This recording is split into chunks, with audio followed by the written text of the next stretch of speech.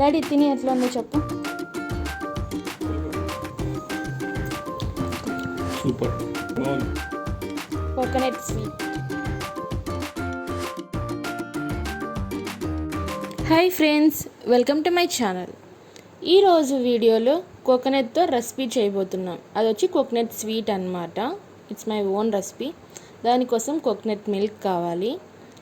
నేను ఆ coconut milk మా ఇంట్లోనే తయారు చేసుకున్నా. లేదు మేము తయారు చేసుకోలేమనుకుంటే బయట కోకోనట్ మిల్క్ ప్యాకెట్స్ కూడా అమ్ముతారు. ఇలాంటివి ఒకసారి ట్రై చేయండి, సూపర్ ఉంటుంది. ఆ కోకోనట్ మిల్క్ని ఒక వెజల్లో సర్వ్ చేసుకొని స్టవ్ మీద పెట్టి బాగా వేడి చేసి స్టిర్ చేస్తూ ఉండాలి. అలాగే ఆ మిల్క్లో జాగరీ పౌడర్ కూడా యాడ్ చేయాలా. కస్టర్డ్ పౌడర్ వచ్చి దాంట్లోకి యాడ్ చేస్తాను. మిల్క్లోకి యాడ్ చేస్తూ స్టిర్ చేస్తూ ఉండాలా.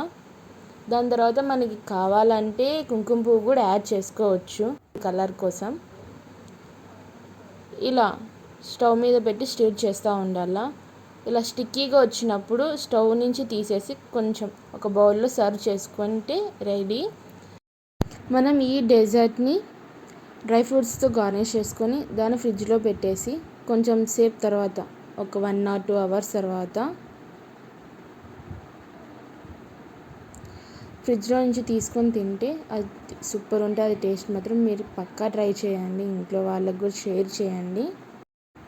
నేను ఈ డెజర్ట్కి కోకోనట్ స్వీట్ అని నేమ్ పెట్టినాను. మీరు దీనికి ఏమని నేమ్ పెడతారో కామెంట్ చేయండి. అండ్ ఈ రెసిపీని మీరు ట్రై చేయండి పక్కా. డాడీ తిని ఎట్లా ఉందో చెప్పు. కూల్గా ఉంది. ఫ్రిడ్జ్లో పెట్టుంటే సూపర్ బాగుంది. దీని పేరు ఏం పేరు? Coconut sweet. ఎక్సలెంట్.